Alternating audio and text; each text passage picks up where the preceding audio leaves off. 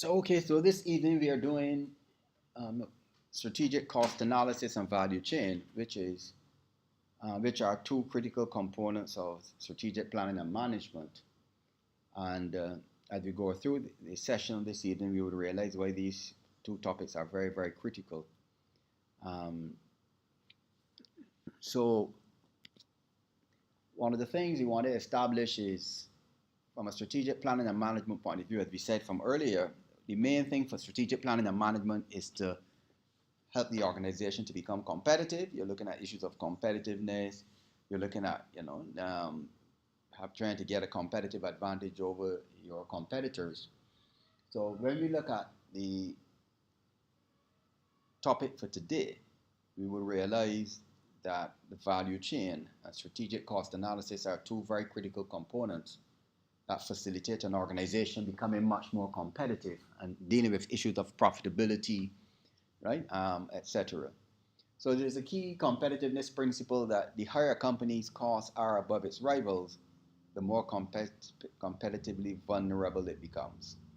And this is much more critical if you're in a very highly competitive market. Right? If you're in a niche and it's just one or two producers of the particular product or good or service, in those cases, cost might not necessarily be a problem, because in those cases, the fine price tends to be kind of an elastic that are elastic and that they can move, and customers might not necessarily stop buying, right? Because if I'm committed to a particular niche and a brand, you move the price up, you move it down, I'm still going to buy, right? So you can have movements in a niche. You can up your price, right? And in fact, the more exclusive the niche is, the more people really don't bother with price. So if you look at, as you say, people buying diamonds, very expensive watches, expensive cars, people buying the very top of the line, don't go in asking how much it costs and why is it so expensive. They know that if they want to be exclusive, you need to be prepared to do it. So even in terms of hotels, if I want to live an exclusive life, I'm not going to stay in one of the mass-based low-income hotels where anybody going to be there. You're going to pay, but you have to pay a price. So like here, if you want to stay at Sandy Lane here and be exclusive, you go pay $3,000 a night, or not $300 a night, $3,000 US a night, and that is really not the most expensive rooms.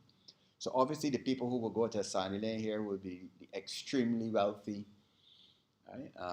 And that is only looking at the room. It's not talking about the food and the other things that you would buy. So this is the point then, that in very highly competitive environments, managing cost is very, very critical. So there are a number of critical concepts that we have to deal with when we're talking about strategic cost analysis and value chain. And so we look a bit at the value chain, look at that primary and secondary value chain, and then we look at this concept of strategic cost analysis, looking at cost advantages, cost disadvantages, and looking a bit at cost drivers. Right? So these are some critical concepts that you can, even on your own, you can do your research online in the library's database, and it's something you would find, or if you go into Google Scholar, you will find a lot of stuff dealing with these issues. So the question is, why is there such a focus on managing costs?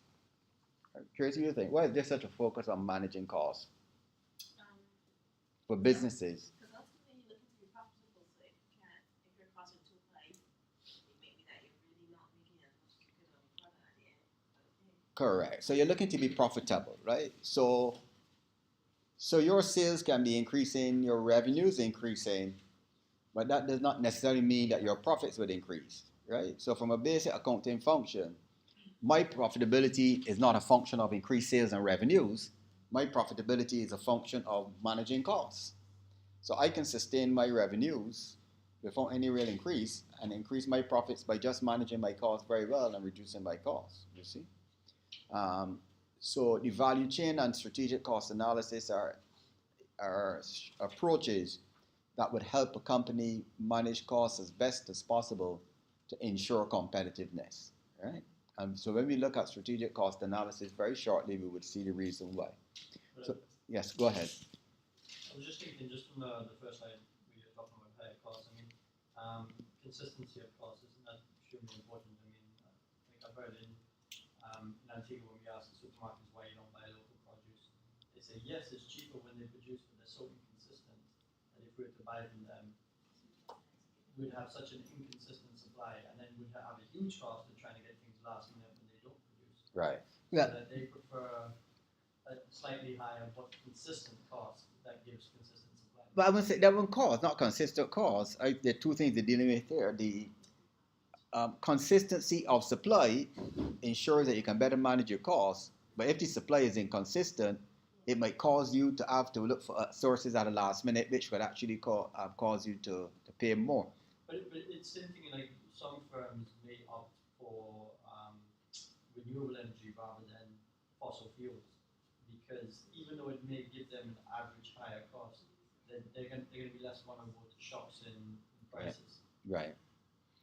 Well, again, it depends on the cost associated with acquiring these things, because even in terms of the, going green, the solar panels and windmills, solar panels are good for businesses, but if your business is huge, the physical infrastructure, the kind of money it would take to actually, put up solar panels the initial layout is going to be so much. So if you really don't have a good cash flow, if you're struggling financially, it will help you save money over time, but you really can't afford to implement it, you see. So I said so it all depends on the availability of cash or having softer loans that can help you do it. So that's what makes this topic of value chain and managing costs so interesting, that there's so many dimensions that you can look at in relation to managing costs.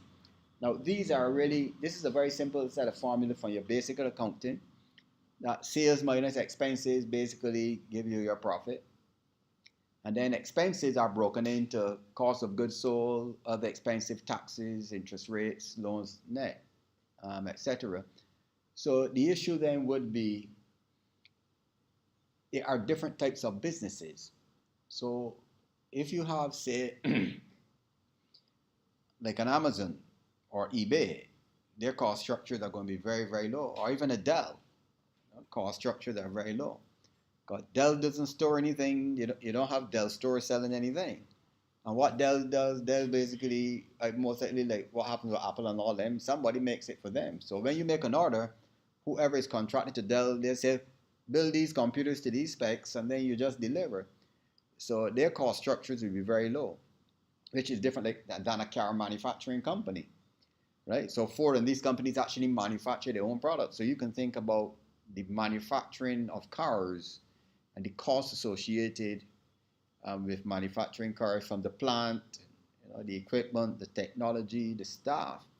So you will find in manufacturing environments, the issue of the cost of goods sold is going to be very, very important, right? Because so there are going to be so much multiple costs, even from the materials to make a car, from the minute unit, from screws and bolts and nuts, the big thing like seats and windscreens.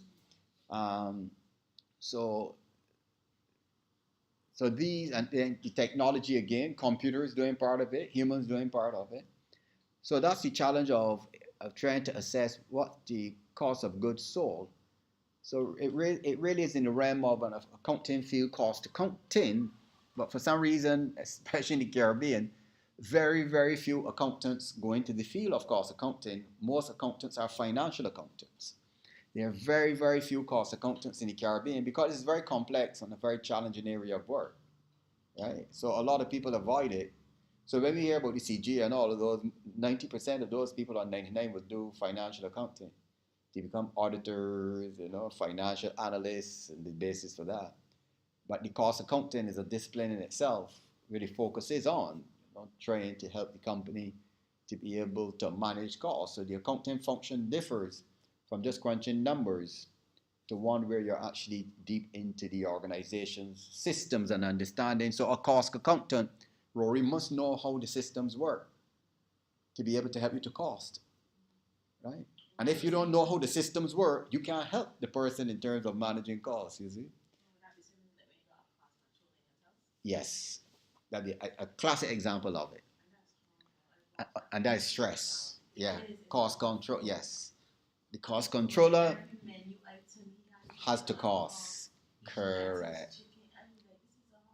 Yes, and that's what they have. So what when the chef then, what if you don't know what happens then, Lisa? If the chef comes up with a new menu, right? The chef comes up with a new menu, right? A new so the chef now has to tell to work out for the cost controller.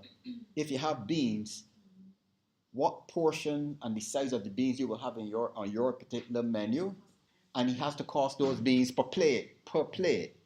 If you have potato, you have to work out the type of slices. In fact, in good hotels, chefs can't cut the potato the size they want because if they don't cut it the size that is agreed, it is going to mess up the food costs.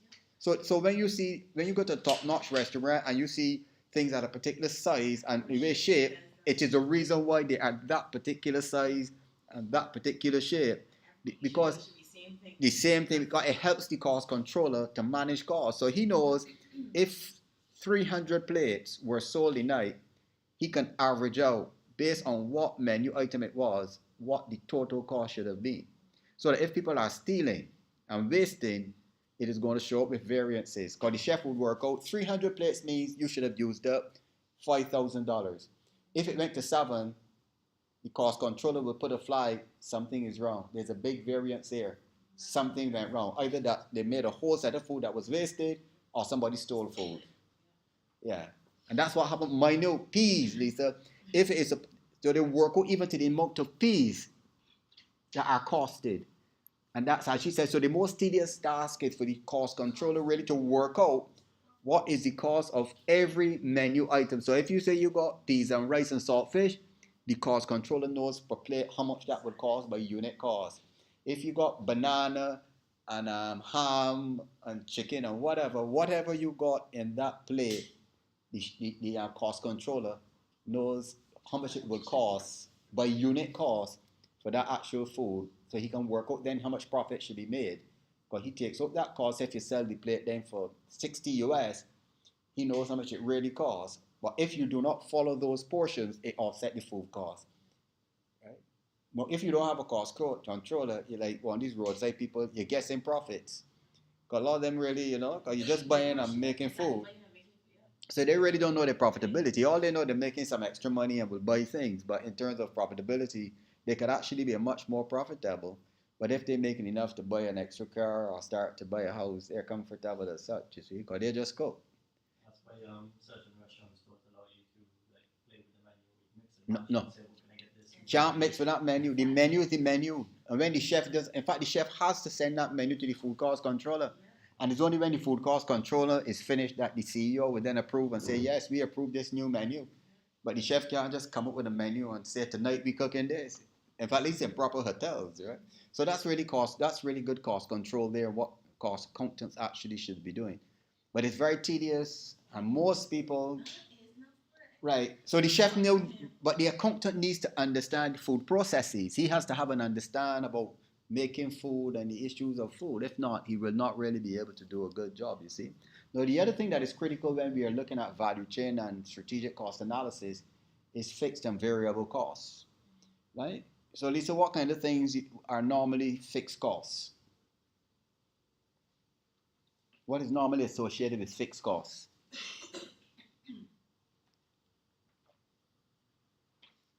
Tracy, what do you think? Rent, utilities, what else? Loans. You get a loan from the bank. What else? Staff, full-time staff. What is normally variable cost then?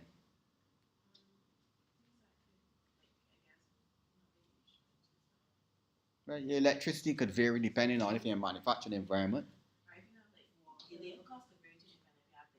Correct.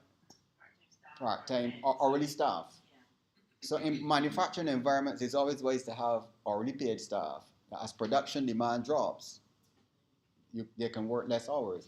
But if they're full-time, 40 hours a week for a month, you have to pay them whether they're producing or not. Right? So you can have staff as fixed costs, staff as variable costs, and we look at how we distinguish it in the value chain. Right? What other things might be variable? Materials, the materials used in production. Right, the raw materials used in production, you see. So if a fast food taking place, like Trafalgar in Barbados realizes that demand is increasing in any one month. It's near Easter holiday. Most likely they'll buy more to produce more. Then you realize after that it dips. They buy less, produce less. So they don't just make things, right? They try to monitor demand. And most likely they know the peaks and troughs. They know the time maybe summer when children are out. And they would know the days and the holiday periods where it might tend to be a boom. So they actually make preparation to increase, based on demand, to increase the Shopify is very strategic with their special offers too. yeah. You don't know when you're gonna get wingdings. Yes. You know you can get certain specials for that.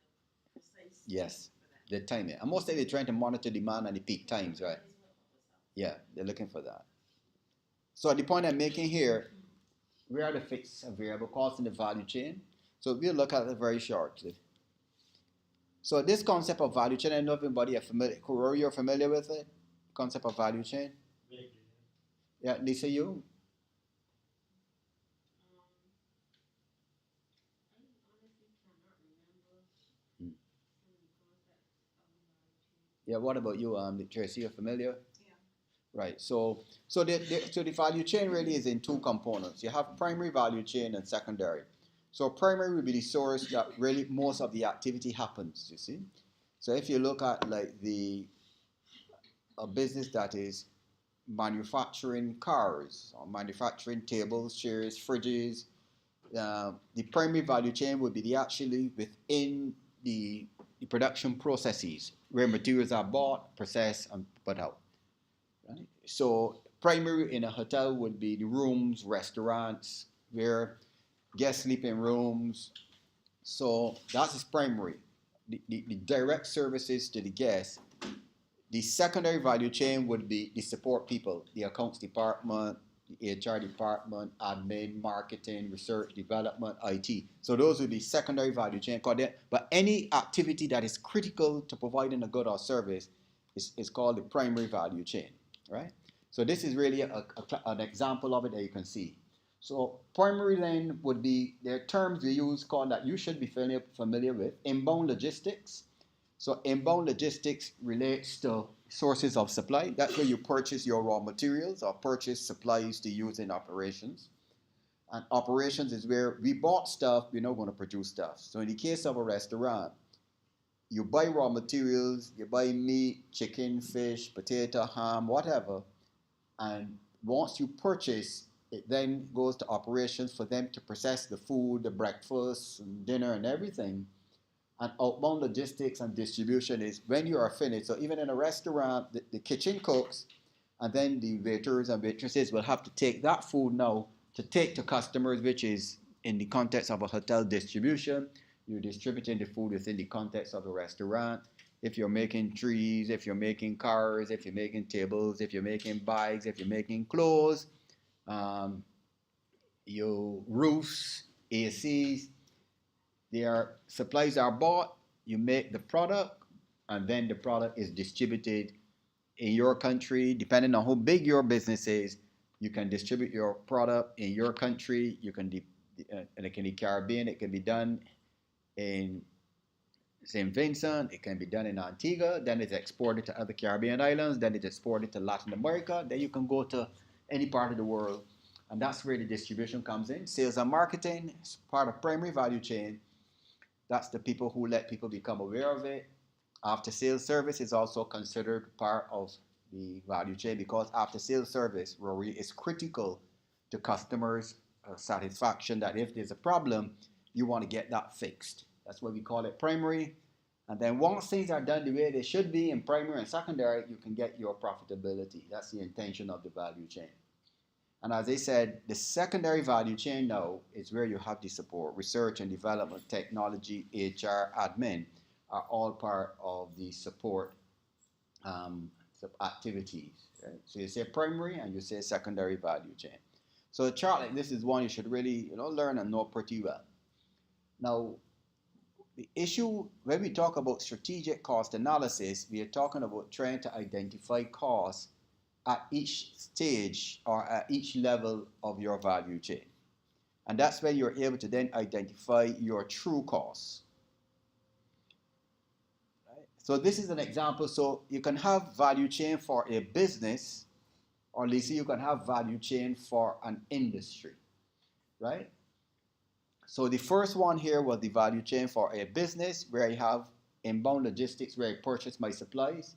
So I sell chicken. So I buy the chicken from a chicken place, and then I process it. That I either fry or grill or bake my chicken. And once my chicken has been processed, I then distribute and I sell it to my customers. And I have sales and marketing. I use social media. I use Instagram, Facebook to market. So I am avoiding the cost of hiring people. So I have gone to what we call in a modern business model. What did we say a modern business model is? Right? Click. So I use click or brick and click, where my business model is based on physical space, but I also use modern technology. And after sales services, that if people have a problem, something went wrong, you can come back and I will give you a free lunch or something because I want people to be satisfied, or something you wanted baked chicken and you got it fried, I will replace it. In the context of a vehicle, if I buy a vehicle and within 6 months of getting it, some part started keeping noise, I can take it in, and after sales service means you try to fix it for me. Or even if the warranty is gone, you still have the supply, because sometimes people sell things and a year after you go back, something breaks, you hear, sorry, we don't have any replacement parts. So the after sales service is that even within warranty or outside of a warranty, I if I bought something from you, I should be able to come back if something is broken for you to be able to fix it for me. So this now would be the industry. So you have the suppliers of the value chains, companies that own it, and the forward channel. So the best way for me to explain this to you is to show you the image. So you can have, for the industry value chain, you have the timber farming. In other words, somebody owns part of a forest. So that in the Amazon or one of those, the Guyana, yes, you know, they are all part of that part of South America linking up to the Amazon and those, that whole chain of forests. So Guyana has a lot of forests. So timber is you're just cutting trees, right, to get, right? That's the timber farming. So you're going to be cutting trees. So somebody owns, or the government who owns it, leases it to a company. So this company now allows a logging company to come to cut trees, and you pay me for cutting my trees.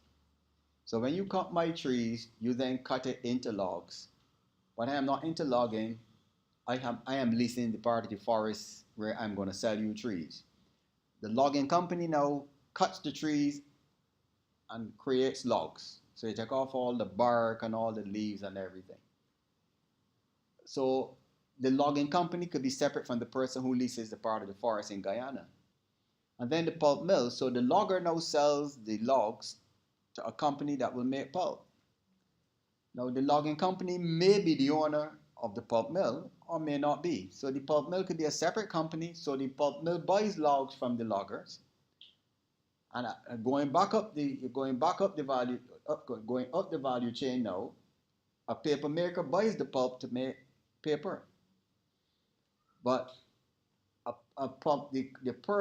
company that makes paper might also own the pulp mill, but they don't necessarily have to own the pulp mill. And finally, you have printing and publishing companies that may own paper making companies, or they might not own. So this is what we call the industry value chain. Now, big powerful companies can own whole sections of the industry value chain, right? Sources of distribution, sources of supply. So there are terms that we use that I'm sure you may be familiar with if you did marketing. So you would have, if the paper making company buys a pulp mill, what strategy is that? A paper making company buys a pulp mill. We call it backward integration. understand? So I'm going, so as I said, pulp mill, I bought the pulp mill. And I am the paper making company.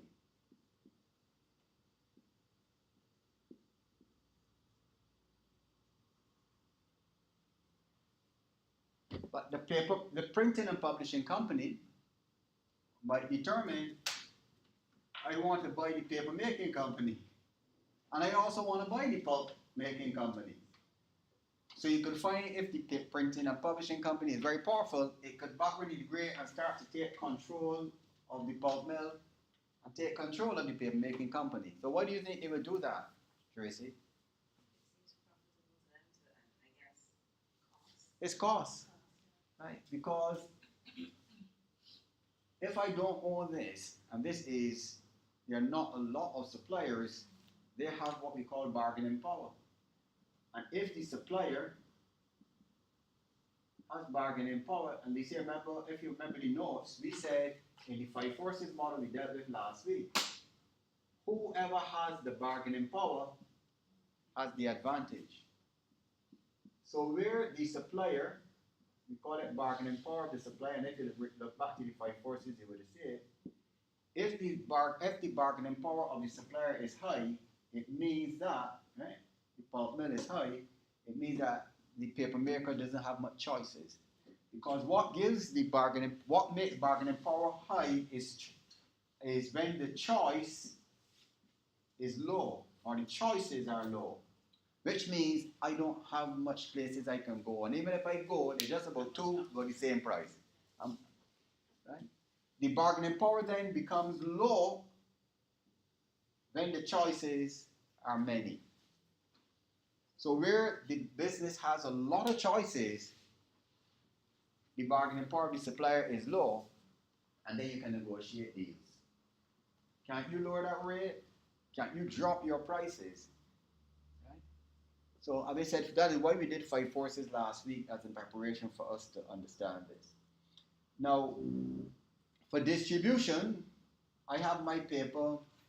I can forward integrate to buy my sources of distribution, which is the inbound logistics. But the main thing, as you said, Tracy, correct, the main reason why we are trying to manage this value chain better or to take control of a supplier is that I'm of the view that I should be able to drive down costs of purchasing these raw materials. And once I can drive down costs, I have a better chance of increasing my profitability.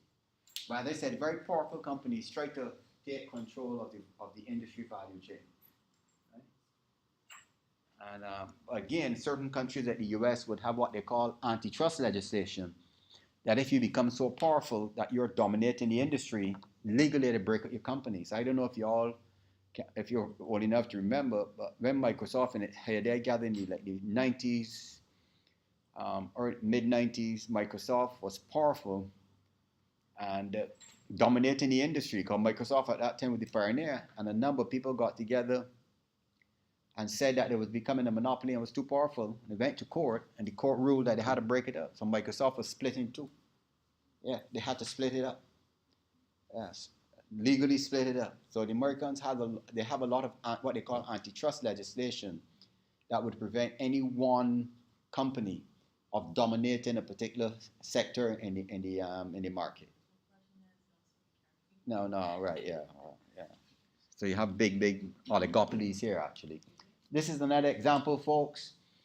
The component parts manufacturer, then it is assembled, then it's the wholesale distribution, then your retail sales. So you can have forward and backward integration. So you could have that the assembly company actually owns the parts and components manufacturer. Right? So it happens a lot in technology, right? So Apple doesn't make anything. The Chinese and those Indians have made anything, mainly China. So Apple has contracted the Chinese companies to put together, to assemble things on their behalf. And then most of the Chinese will make a number of the parts too, the components parts, because it's cheap. So as I said, so you can backward integrate where the owner takes control of the assembling And you take, so what you do, you can own it, or you could outsource, right? Or you can forward integrate where you want to take control of distribution. So I might be the owner of the company, but I don't necessarily have to own the distribution channel. I can outsource that, and a lot of companies do that. It's better to outsource than to own it. But under what conditions do you think a company might want to take control of distribution? Do you think, Lisa? Why might a company want to take control of distribution?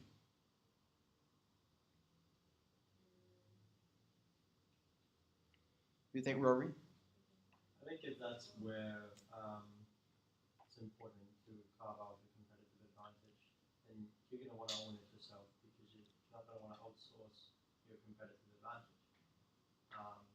So it depends how critical. But it can give you a contract, a binding legal contract, and like how Kentucky, just how Kentucky and them got tens of thousands of branches all over the world, and they have a franchise. Yeah, but okay, so if let's say that what's the name, Chef Ed is coming in to compete with KFC, and one of the main things that they're going to compete on is that they're going to deliver hot food to your house. You know, a bit like Donald's post all these big hot boxes and stuff like that, and that they're going to get it to your house hot and on time and everything. No, they're not going to want to outsource that because this is a big part of your strategy. This is where you're trying to beat KFC. So you can't have no other, you can't outsource that to another driving company because you have to ensure that you deliver that high quality. But I don't find. Otherwise, KFC could just say, okay, you're using that company, I can use that company too. But don't forget, KFC in countries all over the world, KFC doesn't own the branches. A lot of those branches are owned by private people. They own the franchise to use it, but they don't own the business. A lot of those They will businesses. have better control if they keep distribution because they could control the consistency. Because like the people with KFC, they're not very consistent. Right, and that's the reason for control. That is why, Rory, why a company would want to take control is when the company I gave the franchise to is not maintaining standards. So if the standards or the reliability or the quality does not meet my specifications, I'll take control. But if I can find somebody who I can outsource and they meet all of my minimum standards and surpass my minimum standards, I can outsource and don't worry about it. So I can pass on a lot of those statutory costs to you. Wage costs, electricity, plant, equipment, all of the headaches of managing staff and distribution. I can pass on that to you. Right? But if you drop from the standards, and that's the challenge then of forward integrating, if you have control, yes, all the cost structures are to you. But if you outsource and standards fall, it is where it can be problematic then, you see. But there are mechanisms, I suppose, you can do for that if you don't maintain the standards, we just withdraw the franchise or withdraw the license for you to use the thing for us. And if you want to enjoy a particular high brand, you make sure you maintain. But I think, Lisa, on a number of occasions in relation to Kentucky that it was threatened, a number of times they had threatened to withdraw the franchise from here. But I gather that there were some internal family commitments of new management strategies, and they were about to terminate it because of, you say, the inconsistent quality, and a lot of the complaints were coming, you see. So, folks, so the key thing here in understanding value chain is the whole basis that it is, if we go back to the chart, remember we said here that this is the key point we are making, is that you're trying to control costs at all levels. And that's where the strategic cost analysis comes in, where you're trying to compare your costs unit by unit with the cost unit by unit of your competitor. That's what strategic cost analysis is all about, right? Comparing your costs unit by unit with the costs of your competitor unit by unit, right? So it means that if I am producing cars, producing food, I need to have an idea of how my unit costs compared to other person's unit costs. So there's a lot of intelligence gathering you're trying to do there. And you're monitoring, as you said, your supply sources, because if your supply sources are higher than your competitors, they're going to get the advantage. If your distribution costs are higher than your competitors, again, they can get the advantage in being able. So what will the competitors do? Your distribution costs are 15, 20% higher than your competitors. Or they like to gain the advantage over you. What can they do?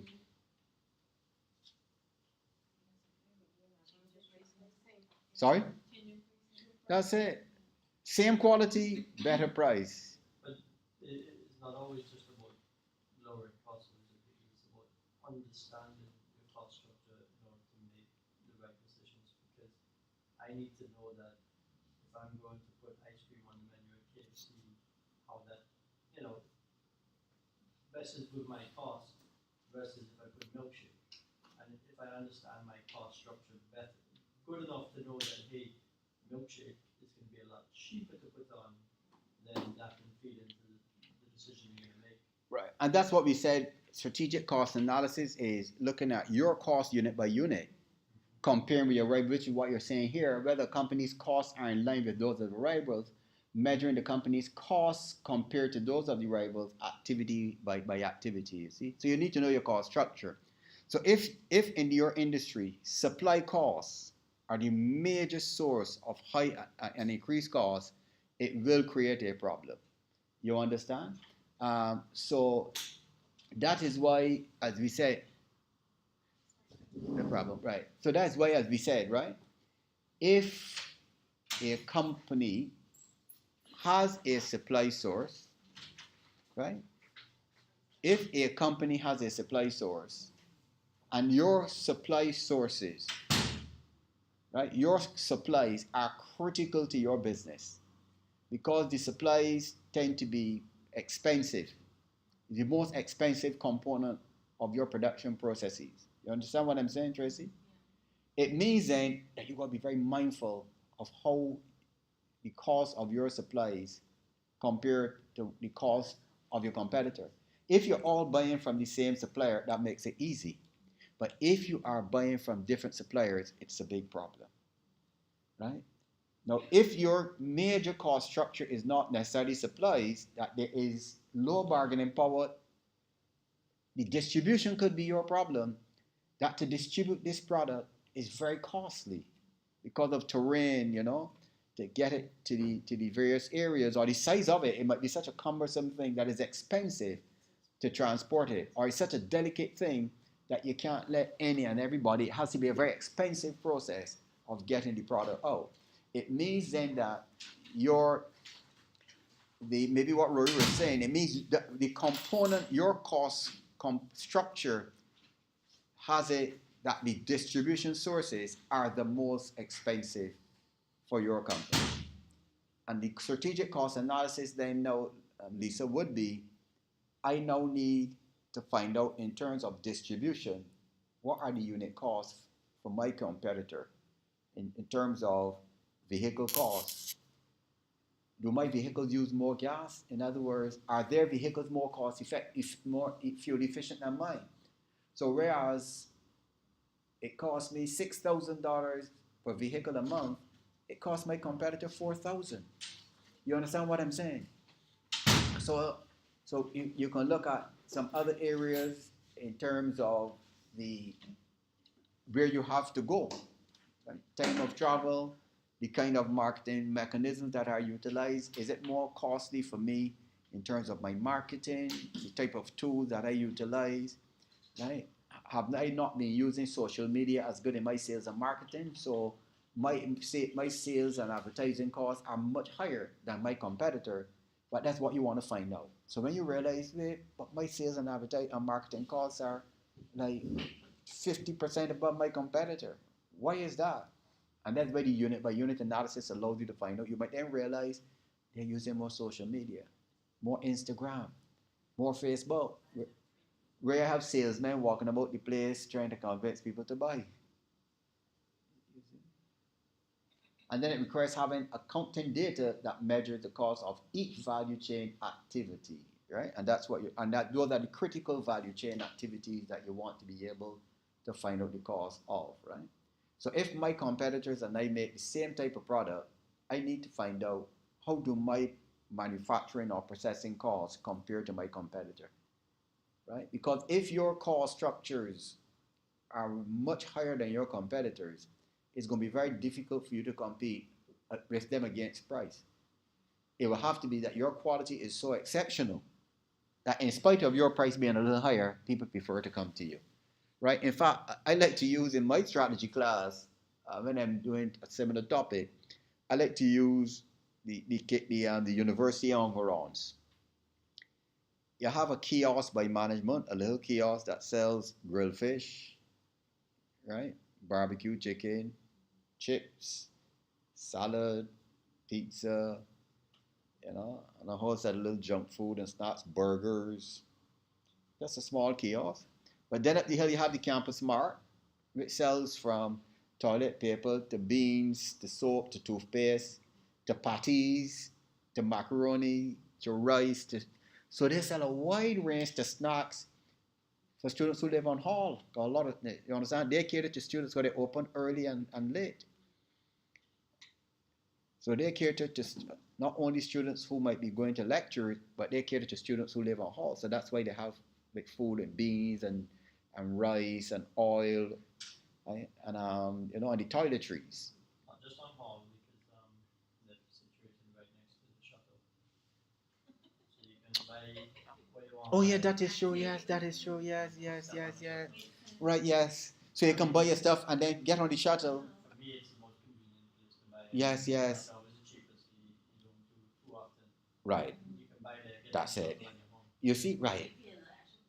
But yes, but listen now. So then you now have the Automart selling similar things. But they also sell snacks, food, pizza, burgers, hot dogs, drinks, a little bit of toiletries, a wide range, ATM. But they also sell food and they also sell other stuff, household stuff. Now you got Chicken Barn, fast food, chicken, chips, fish and chips, right? Salads. Then you got Eddie's with the van in the back. Chicken, fish, fried fish, grilled fish, chips, ribs. Right? Have ribs. Then you got TNT. Same thing, chicken and chips, ribs, fish, drinks. Then you got the thing at the corner, the bar. Then Burger King now comes to sell burgers and chicken. Now, the pricing structures differ, right? The pricing structures differ. But, so how do you think they are able to attract different customers? What are they doing, you think, to attract different customers? You ever bought from Eddie's? The van done by the bank. Yeah. How do they differ in what they offer customers in terms of price and product or service?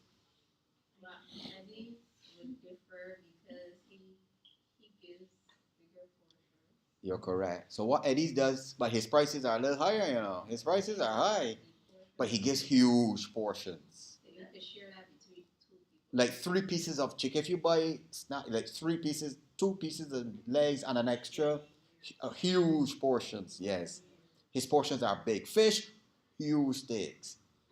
Yeah, I've bought from all of those places. Sorry? It's better than me because I really I don't know. bought from all those places at different times. That you have. At different times, I bought from each one of those places. What TNT? But I find TNT is falling off. Yeah, because you go to That was this way. TNT used to be bumper. But TNT is not as good as the guy in the van, but they're open more often. Yes. So because the guy in the van, Yeah, and the but back they of the always van. are different. Right? Yeah. But TNT has lost a lot of their customer base. But I think But they were really pushing and marketing. I think when everything popped, they kind of faded in the background. You No, don't really TNT. I think, but TNT's problem, if you look at the value chain, right? Yeah. Hey, and the service is horrible. TNT service is horrible and from very unfriendly staff. But if you watch how Eddie operate, right? Everybody's going on, yeah. So they try to personalize. If he sees that you come to him regularly enough, he actually gives you Extra, extra. yes. So it's strange enough. One night I left here, and my son said he wanted ribs. I say, sure, you don't want barbecue barn, but you know the problem with barbecue can't barn. But if it gets a certain time of night, they only have breasts. So they will tell you, oh, we don't have any more. So many people go in, but that's been happening for years. Do you have any legs? No, only breasts. Walk out. So when I went and I see people leaving and then they gone up, you have any legs? The leg snap? No, I walked out. I gone by TNT. Um, any ribs? No. What you have? Uh, Check what the guy tells me. Three piece of chicken left. I said thank you. I said thank you. But he tell me three left. Well, I conclude that is not that is ends. Exactly. So I left. Customer that. I left. Listen, I left now, and I'm getting ready to turn there to Eddie's. When I saw the line out to the road, I just drove in and drove back out and ended up at the Automark. Right? You understand what I'm saying, right? By that time, Burger King is shut, right?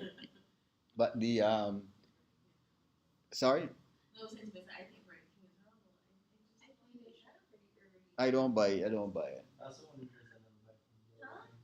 Burger King? You never did? I kids like it, but when I taste it, it's like, what is this? It's awful. Yeah. You see, folks, so like, I won't buy it for me.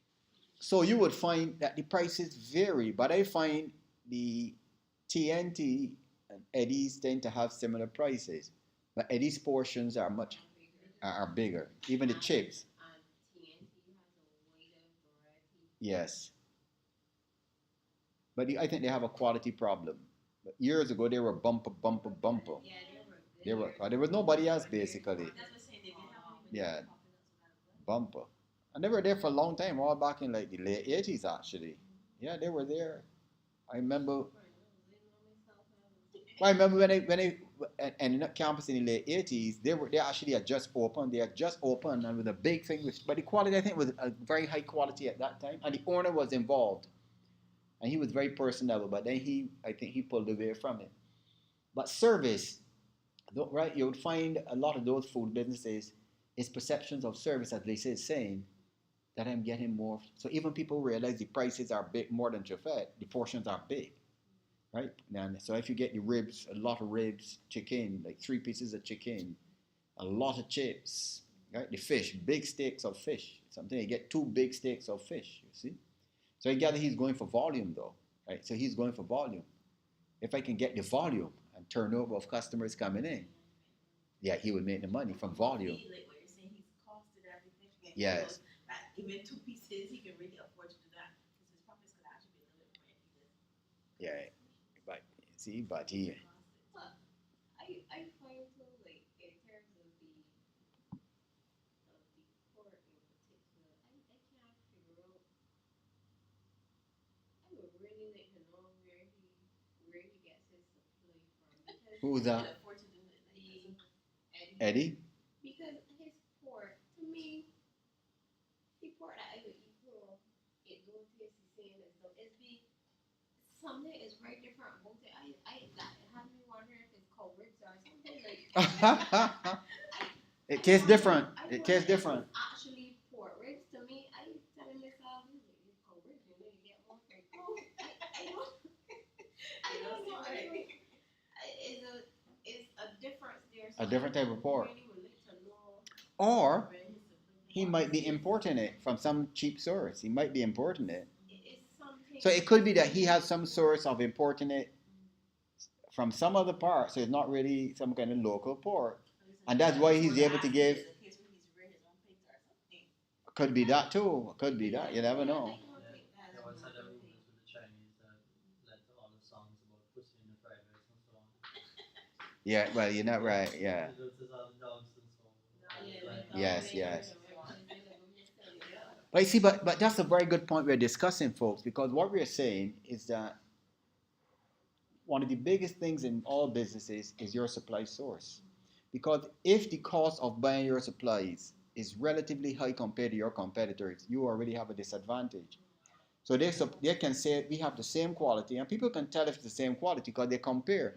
So when people realize well, it's all the same, but this one is like $3 lesser, and people would buy from you. or unless it's the same quality, but I get so much more for $2 more. So you can leave out some for the next day. Like you see?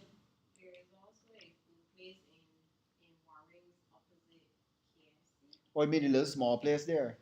Yeah, their pigtails, they are different and they are huge. Wow. So one day I think I asked the lady something about them and she was like, I think she said that they're imported. We actually thought they Yeah. were local, but They're more than imported, yeah. she said they were imported. The pigtails were huge. You see, but what they're trying. But maybe for her, it might be cheaper. So Lisa, so what they're working, that's the point I'm making to you, right? That's the thing about value chain. We find that supply sources are normally one of the most challenging areas. Huh?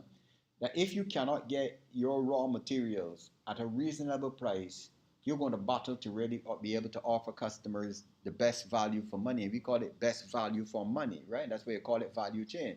So this is all this is about, perceptions of value for money. So when it gets to your distribution and sales and marketing, whether you do it formally or not, you're trying to convince customers as they come to Eddie or they go to TNT, when you buy from me, you get more value for money, or you perceive that you're getting more value for money. You understand? Right. So I think the in terms of barbecue, I think there, I don't know who the chicken barn, but I find not chicken barn, yes. I find that they're not flexible because this is years and years and years that they run out of legs. Like, but if you know that, I find it only really happens here. man, no, up in Warren's too, yeah, Warren's too, As well. because years. And before the juniors start, you can get any piece. It shows they It's don't just have a the proper grass feedback and the system. Huh? It shows they probably don't have a proper feedback system. Rory, they have to be. Rory, I'm talking about going But back. also, but maybe to cut costs to maybe for them is they after a certain time because most people it like snack.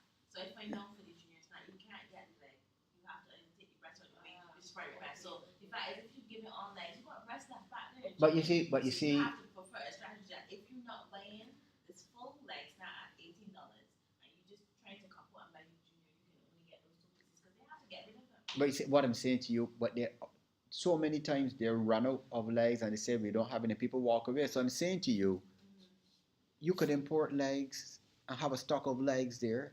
So, I guess they want to support local. right? But you're turning away customers. You see, you understand what I'm saying? You're turning away customers. I think for them it's just a different strategy. But most likely, what they do, most likely they only buy whole chicken. Look, I can go in. Listen, my son loves. I don't want chicken. My son loves chicken, and what? So when he wants to buy it, I go to Price Mart, and Price Mart had packs. I think of about 8. Four in the pot. No, 8. They cut down. It's no longer 8. They decreased it from 6 to 4. It used to be 8, not 6. It used to be 8. Yeah, but that probably years ago because then it was 6. It was I know it had 6. 6 I know it is 4 in It's the pot. it's only 4 at Price Mart. Yeah. Only 4.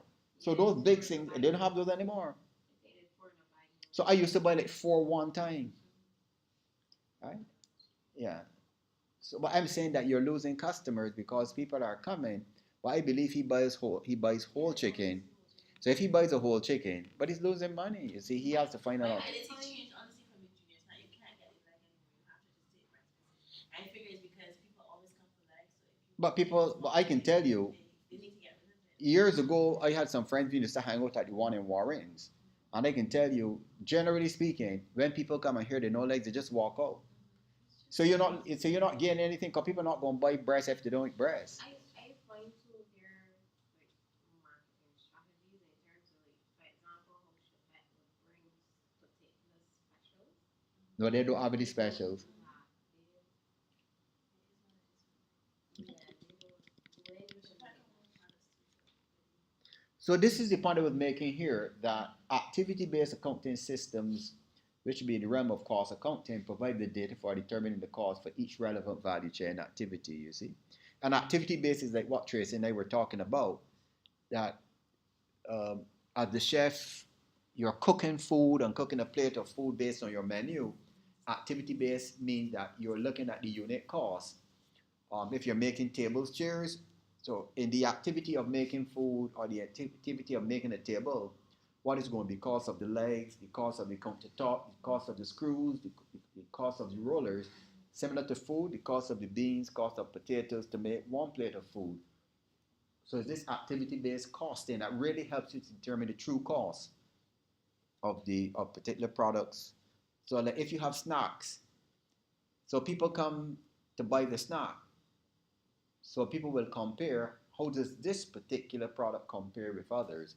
So as you say, if any of them are truly to be making to be as efficient as possible and as profitable as possible, he really needs to know the food cost. So when you put in an extra, right? When you put in an extra, is it depleting your profits? But he might have worked out, I still making a whole set of money. But I suspect, Lisa, he imports a lot of his stuff. The fish, most likely he has somebody who brings in fish specially for him at some special rate. Because the steaks that he gives are pretty big, this is small stuff. Right?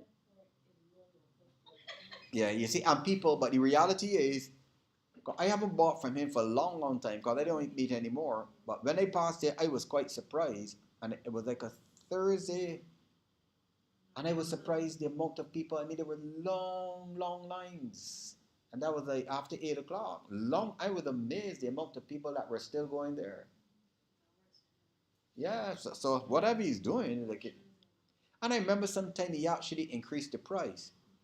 But what I think what he has though, beyond the product, I think service after sales service, right? Because I find that I watch how he interacts with a lot of the people. My buddy was having him that point, and this kind of familiarity with people, yeah, right. And so the ladies will go and chat with them, and they personalize it, you see. But I find that TNT people tend to be very cold. They just sell food, right? They don't interact. So maybe it's something about selling it of a van. But interestingly enough, that there's a survey that I'm doing for a ministry, and we're looking at tourist patterns, and the tourists are actually saying they prefer the yellow buses, which is the minibuses. They don't like the blue buses. You know what I'm saying? It's changed though. Yeah. It's changed because I remember when I first started in his house, you would hardly see visitors going there at all. But Especially yeah. on the West Coast, very rare. Yes. And now it's like even my high-end gas. Yes. Want to on the bus to go to Tracy, It's changed. what we are seeing coming up, Tracy, what we are seeing coming up in the results, they're actually writing it. They say they prefer bus, but they're actually putting yellow, meaning we don't mean the blue government buses, we mean the yellow minibuses, which is quite interesting. I think though that I think it has something to do with the culture too. Like They want to experience the culture. yeah, the transport more buses more reserved. Yeah. Whereas the yellow buses they call it You experience the real Bajan village behavior. Right, I think their interest is the culture because Yeah. like, tourists tend to be very adventurous. They want to get absorbed in the culture, yeah. Right, so they When want that to blue bus people experience going to that. strip us up, and then drivers, when kids won't sit down, the drivers just park up and then move. At least if you get on the yellow bus, you know you're going to get pretty good. Yeah. So if you check the difference here, folks, between the traditional accounting and activity-based accounting or costing, so you have traditional costs on the left. You have wages, salaries, employee benefits, supplies, travel expenses, operating expenses. But for the activity-based, now you're looking at evaluate supplies, purchase orders, expedite deliveries, check item quality, check delivery against purchase orders, resolve problems. So, so they're more concerned about activities that are involved in using the same money, right? They're looking at the activities that are involved in using the same money, and not necessarily the the accounting terms, right? Wages and salaries and employee benefits, which are more abstract terms. They're not anything involved in the activities and doing the business. So it's really a different conceptual approach to how you're able to monitor your course. So it's, but of course it'll be a little challenging because it's not the traditional just looking at numbers. So it's easy to find the cost of supplies, the cost of travel. And that's why we say activity-based costing, that you really have an idea of the true cost of the activities that are being operated within the company. And then it's basically false benchmarking. That's all it is. When you, as you said, the strategic cost analysis is comparing your cost unit by unit with the cost unit by unit of your competitors, right? So it's like a kind of a benchmarking that everybody will be familiar with. And then here are some of the benefits of the benchmarking, right? The activities involved, sorry, and you're saying the purchase of materials, purchase of supplies, inventories, training of employees, right? New products to market.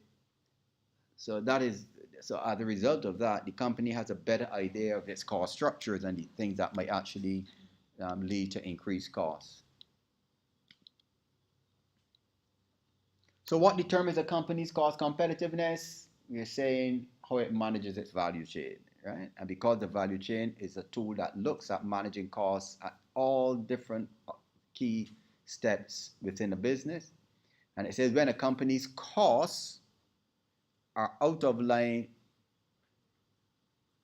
the high cost activities can exist in any of the three areas. So it's saying if you're having problems in managing your costs, it will either relate to supplier activities or is likely to be related to supplier activities. It is likely to be related to internal activities, your own internal activities, or the forward channel activities. So if you go back, remember that 16, if you go back here, so the supply activities will be the inbound logistics. Everybody sees it there, right? It will be the inbound logistics. And the internal activities will be the operations, distribution, the operations, sorry, because they talk about the distribution, right? So it will be these operations here will be the internal activities. And these, to some extent, will be internal activities because if you don't monitor your administration costs, right, the secondary costs, that could also be problematic. How do you think the costs in primary value chain would differ from costs in the secondary value chain? How do you think the costs would vary? You think, Rory, how the costs would vary? Between what? How would the two costs vary? What type of costs are you likely to find in primary value chain, and what type of costs you're likely to find in secondary value chain? Correct. Full-time staff, right? So secondary can be a lot of fixed costs because a lot of full-time staff getting fixed salaries and pretty high salaries. They're the permanent people who would benefit from pension schemes and medical schemes and special benefits and bonuses because they're full-time people.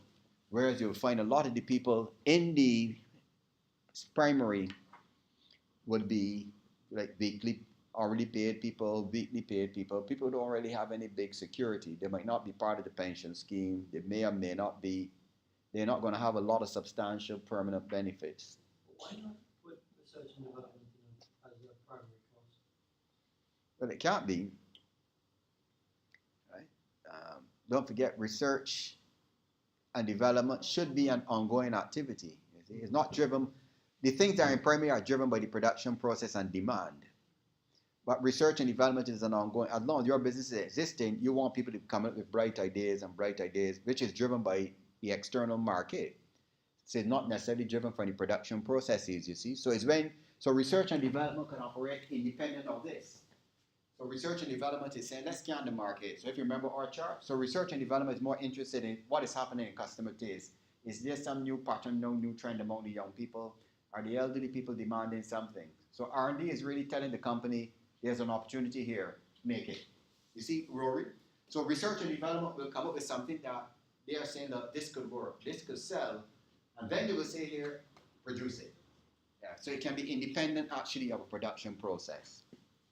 Or research and development can sell ideas somewhere else too. You can come up with it and determine we don't have to make it. We'll hire somebody like Dell. Dell never made a computer yet. So Dell has a brand and Dell pays all kind of people to make the computers for them. And Dell doesn't have a company that distributes anything. Dell, again, outsource virtual. As they told in another class, you ever saw a Dell store anywhere in the world? If you ever saw a Dell store, you will never see a Dell store. There are no Dell stores anywhere in the world. Right? So Dell is a kind of virtual company that gets other people to do things for them. But you will never see a Dell store selling a Dell product because they're none, which is an interesting business model, you know, because you have the Samsung stores and the Apple stores and all these Sony stores. You never see a Samsung, they don't.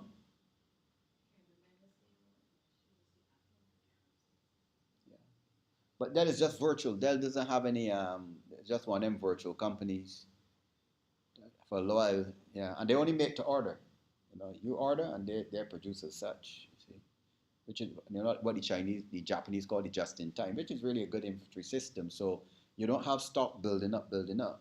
So when you go online, they'll give you all the options, and you choose your options and configurations, and you say purchase, and they customize it for you and send it for you. So you hardly find it. Dell's. I find it's pretty well. I find when I used to buy Dell years ago, I find you can call them. I think you can call them toll free. You get pretty good service in trying to assist. So I think they have pretty good after sales service. You just have to call them online. The issue would be if it had to be fixed, but it means you would then have to just ship it back to them. They will replace it, but it's inconvenience for you.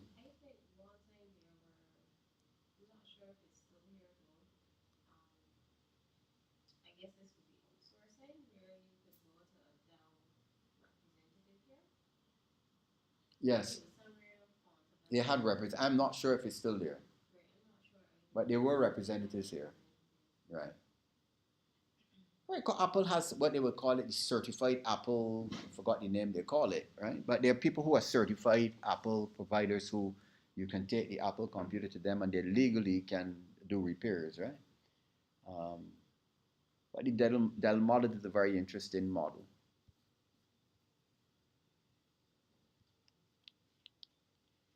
So these are the three areas you were saying the supply activities. Supplier activities can be a source of your high cost. The internal activities are the forward channels, which is where you're getting things to market. And if you get it wrong going to market, you could have a good product that is not carried to market properly. And that in itself creates some issues, you see. And that's the whole purpose of it. So the value chain, in essence, folks, really oversees the, the entire structure of the organization. Right? It tries to look for those hidden costs, explicit costs, so that areas that you can say, yes, I can reduce my costs here as a means of giving customers better value for money. So I believe, Lisa, that's what Eddie is doing. Most likely, he is trying to tap into his supply source to make sure that his raw materials are as cheap as possible so that he is able then, so when he gives you the big portions, he knows that the price he bought it at is different than if he had to buy it here locally. So if he knows that his prices of buying the pork, for example, the ribs, is much cheaper than if you had to buy it locally, he might know, if he's a streetwise guy, that TNT buys their pork locally, and he knows it's pretty expensive locally because of the Barbados cost of living. So he can afford to give you extra pieces because he knew that he bought it at nearly 50% less than buying it locally, which is the problem of buying things locally because of the cost of living. It is so high. Things manufactured and sold here are inflated to the highest degree.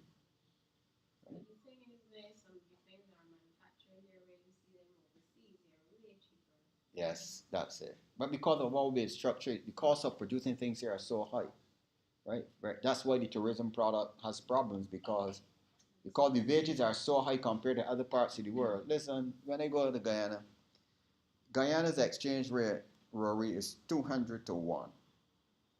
You understand, Lisa? 200 to 1. So when a Guyanese comes to Barbados and gets 200 US dollars a week, when he takes that to Guyana, he can do a lot of things with that money. So if he works here in Barbados for a few years at 200 US dollars a week, he said that's a ton of money multiplied by 200 because the cost of living in Guyana is very low. Right? It's just commensurate with the value of exchange. Right?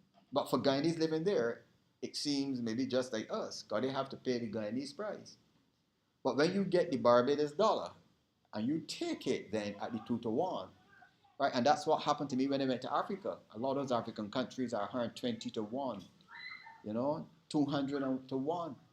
So when I go to Africa with US dollars, I can buy so many things that don't seem expensive to me, you see. They don't seem expensive, but to the Africans, they seem expensive to them. So it's managing costs is the main thing, but I don't think we have a culture in Barbados, I know for sure. I don't think we have a culture of cost management, right? We don't have a culture of cost management. And I'm not talking about cutting costs, of cost management, consistently cutting costs. So what happens as there are issues of raw material prices going up, all we do is pass it on to the customer. So all the merchants here will say, oh, the price of wheat gone up by 5%, bread going up by 5%. Or the price of butter gone up, or producing the butter gone up 10 cents, you have to pay more. So instead of finding ways to reduce their operating costs, they just pass on the cost to customers. So they're not cost conscious, you see. So the 5 forces, we had touched on that last week. And that's the notes. Well, I was trying to put them up and I'm having some trouble in getting them up. When I get home, I will try to load up again. But this is the 5 forces model. Lisa, we did it last week. Potential entrants, right? Potential threat of new entrants, the bargaining power of the buyers, the bargaining power of the suppliers, threat of substitutes, and rivalry among competing firms. So as we said, if the bargaining power of the supplier is high, it means there are not a lot of suppliers. Hence, the supplier can charge high prices and you have to pay, especially if the product is essential to your production processes or services. The bargaining power of the buyer is high when you have a lot of choices. So like here now, where people have the Audemars, Chicken Barn, Eddie's, TNT, where people have choices, they can roam around. You can just drive up the highway and go to Chefette or go to Kentucky. There's another Chicken Barn up there also. Right? So, threat of substitutes. What's the issue with the threat of substitutes? How could that impact on a company?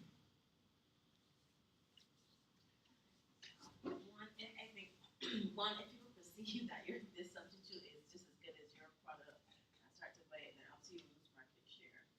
But then two, you don't want people to, I guess, worship your brand or they hate your brand. But what is a substitute? Something that I guess comparable or close to your product. Comparable? It might not be the same thing, but it may pass. What is a substitute, Rory? Something that meets the same need or want that your product is seeking to satisfy. Sorry? Something that meets is a different product or different product class, but meets the same need or want that you would seek. You say same product class? You sure? No, I said it could be a different product or different product class. All right, so give me an example of something that is a substitute for the other thing.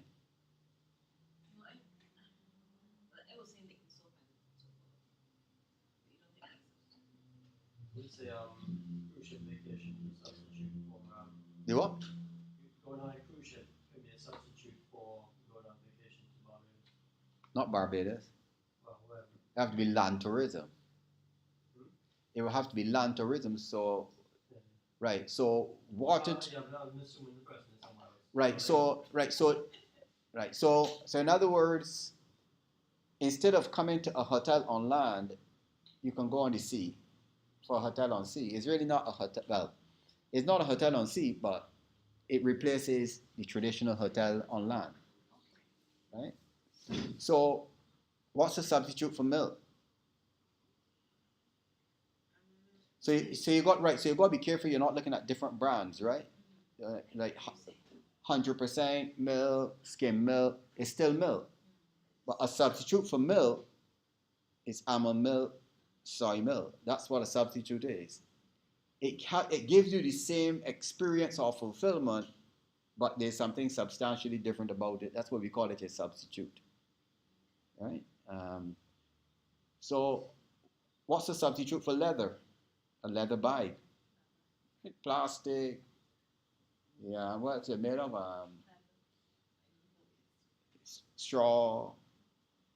So some of the Chinese make something they're not leather, but it looks like leather. It's what they call it, leatherette. That's what they call it. It's supposed leatherette. So a leatherette looks like leather, but it's not leather. It's a substitute for leather, which is cheaper, right? So though that's a substitute gives you the same customer experience, but it's different.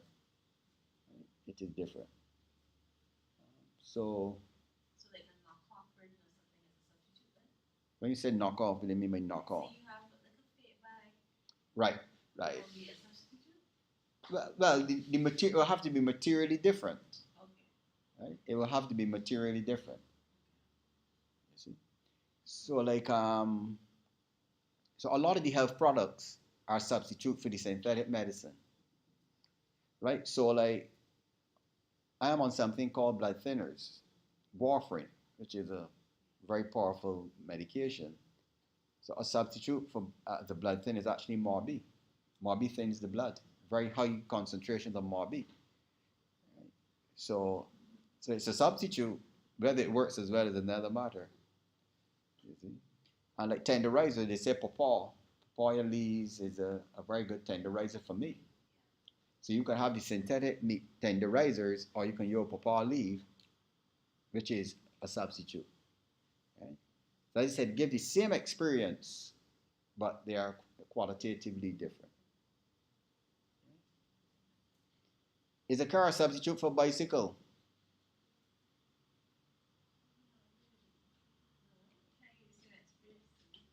Huh? Depends if it's for the same purpose. Well, don't forget, before cars, you had bicycles, you had horses and things, yeah. But experience wise it can't be the same. But if you look at from the point of view of transportation, getting you from point A to B, But first you had people riding horses and riding on different animals. But it's not a substitute if the bike is being used for recreation and the vehicle is being used for transportation. Right, yes, yeah, correct, yeah. Right. So the whole set, I find in the health products, the health products are the epitome of substitutes, you see. So substitutes can be very powerful when people experience it and say, wow, this is safer and works just as well, So people are sometimes prepared to pay even more for a substitute.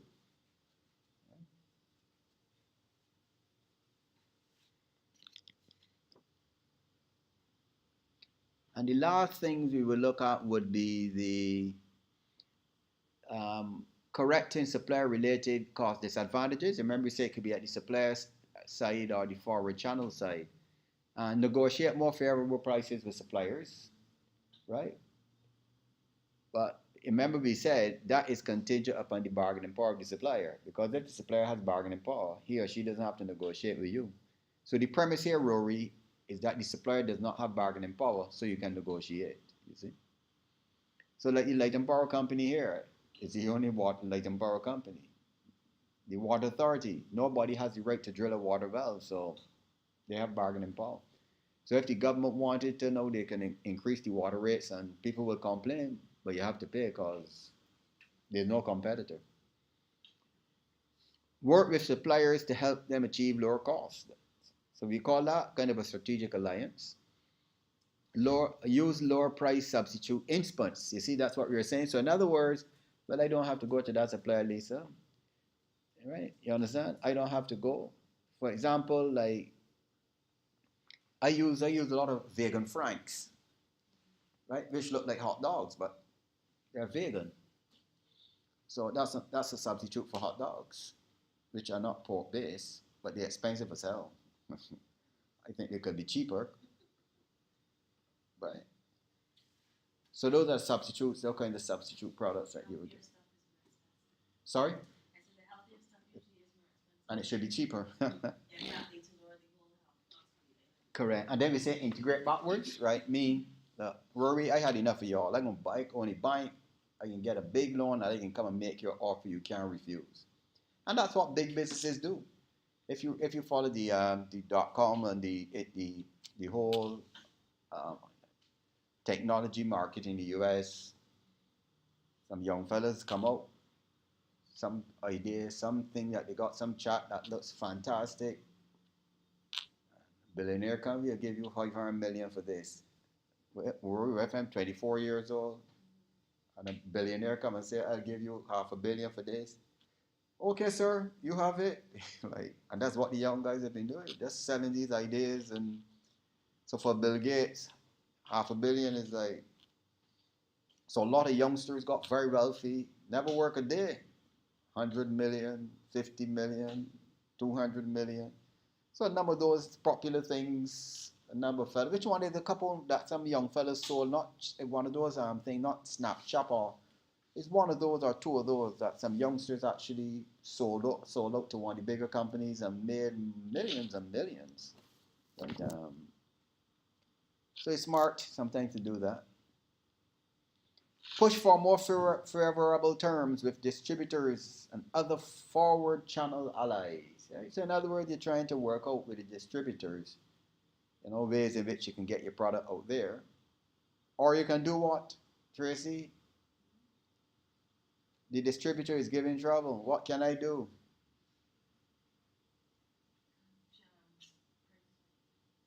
What can I do? The distributor is giving trouble. Price too high. What can I do? I forward integrate.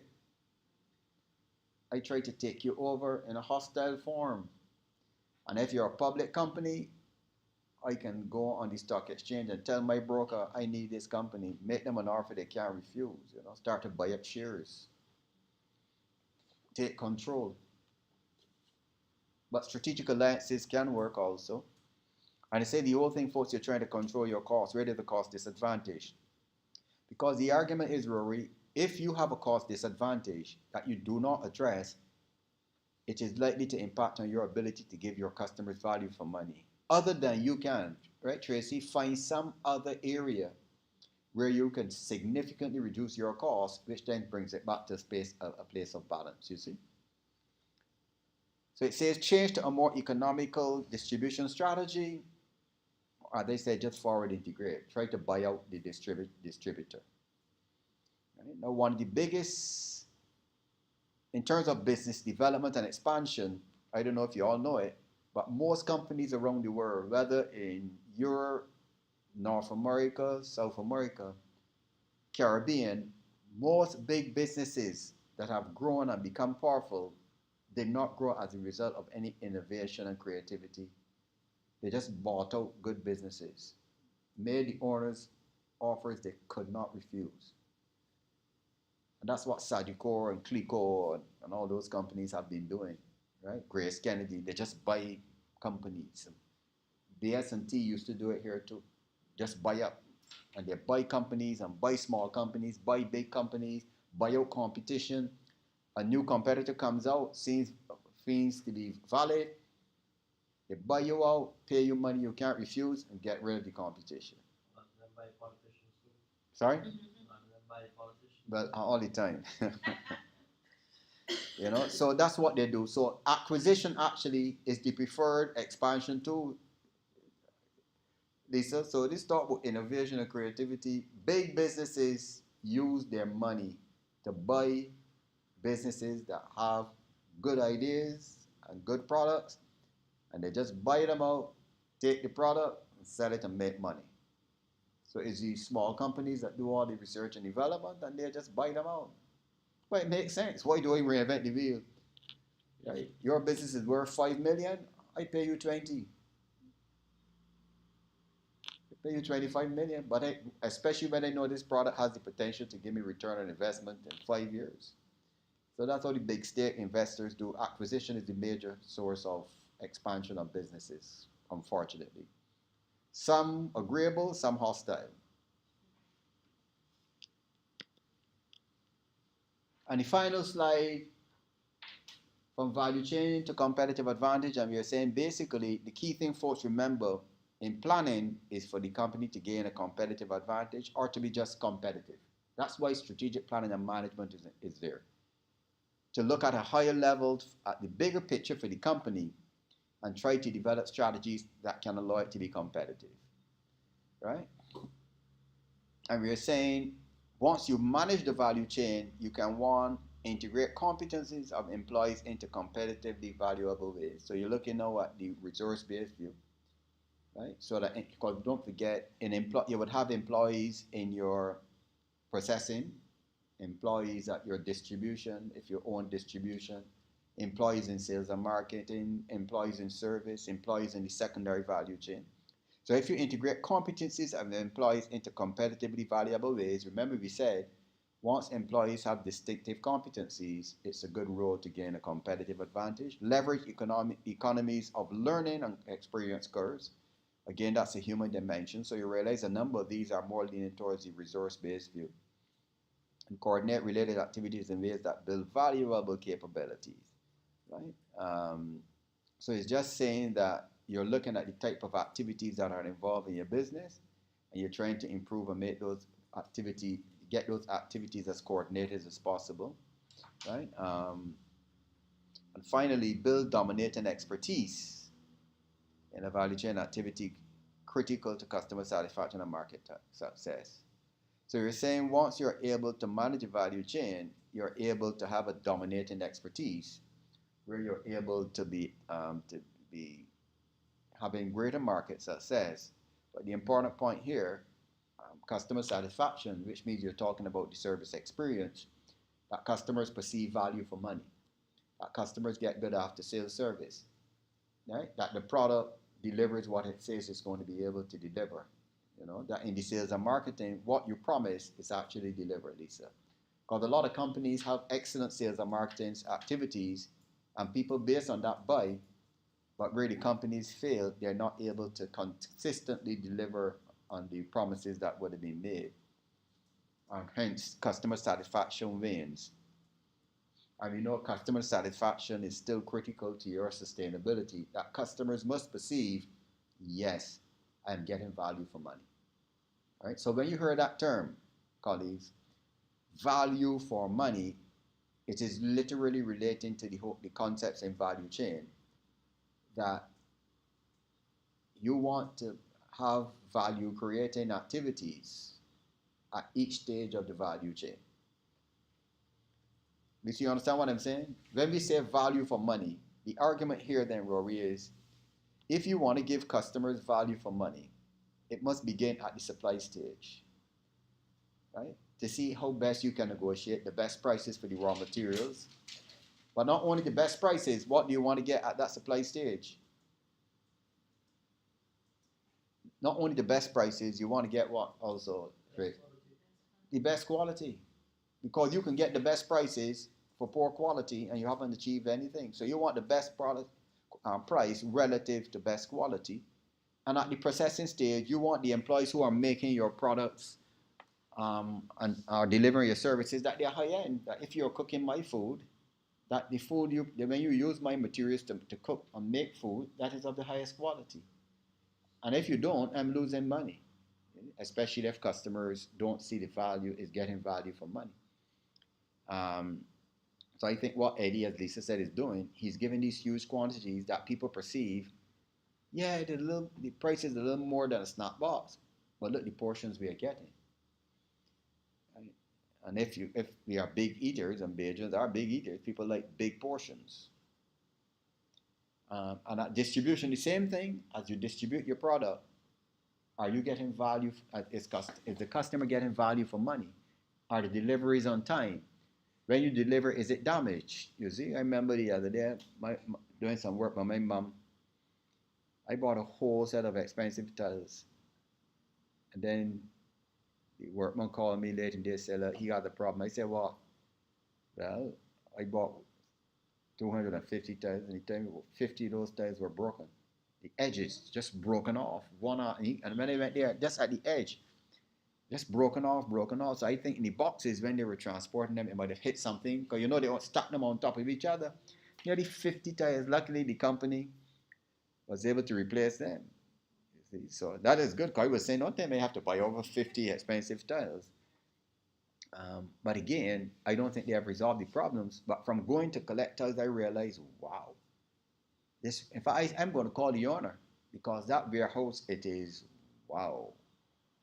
You know, you can look at something and realize there is no order here, pure disorder. You can just look and realize this thing needs proper management, really proper management. So therefore, them constantly shipping things, they tend to damage. Damage, yeah, and it's dirty. A lot of things, a lot of obstacles are in place. I can see how it could happen. You see, a huge warehouse, but just not no order, no proper control, and it's just getting worse. But the same thing you said, Tracy. Most likely he's making profits, so he's not paying attention to the losses. Till at some point in the future, the losses become a big problem. But right now, most of that is not a problem because the profits are still good. You see, so instead of having higher profits, you're satisfied with the profits, right? Which is really not good business. Right? But it's a private business, so it's a person's personal business. So you're not accountable to any shareholders. But if you had shareholders, shareholders might be asking some questions. You see, because I'm sure when you look at the cost of the expenses or materials, you would realize that some of these costs, write-off costs, are increasing. Because if a lot of ties are being broken like that, when you reconcile, you can have so many. Yeah. And there were other people I saw bringing back stuff too. Yeah, it would add up. And the second time I went back and the same thing. But something told me, look, check this before I left. And when I opened the box, a whole set of tiles. They got volume right. So they took them back and just replaced them. But you understand, a lot of tiles were broken. Just the edges, yeah? Just the edges. So they mean whoever's putting them down is not careful. So they're just knocking them here. And these are, tiles are a sensitive thing, the ceramic tiles. But if you're not managing costs, correct. But the profits are there, so we're not cost management. But philosophically, to make the last point, we're saying that value chain analysis and management is intended for people to focus directly on cost, and that's all it is about.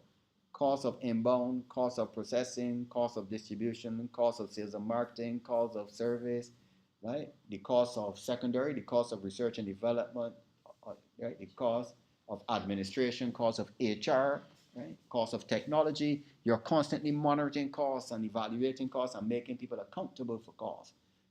And you know your unit costs, that if anything rises, somebody has to be accountable to say, why are these unit costs rising? But if you just look at aggregate costs and not the little minute costs that would cause the aggregate, a lot of hidden costs could be down in there. But you don't have the accounting system or mechanisms to monitor unit costs for each item that makes a product or service, you see. Yeah. And it could be like the stove. It's just the stove is a leaky stove not burning properly, and that's costing you a lot of money. Right? So it's using more gas than it should, or it's not heating properly. So a number of things are damaged and have to be thrown away and done again. So simple things like that could increase your cost, and if you don't fix it, every time you go through that production cycle, you're actually losing money. But you'll have to have people who are thinking unit costs and not output costs. People tend to look at the finished product and say, oh, this is not good enough, there's a mistake made. But value chain analysis says at each stage, you need to be looking at the unit costs involved at each stage. Right? What are the activities involved at each stage that together would be part of the supply process? In other words, the purchaser. Is the purchaser somebody who is accurate, or is the purchaser somebody who needs to be trained to do a proper job? Right? And what I gave you here, folks, the last thing would be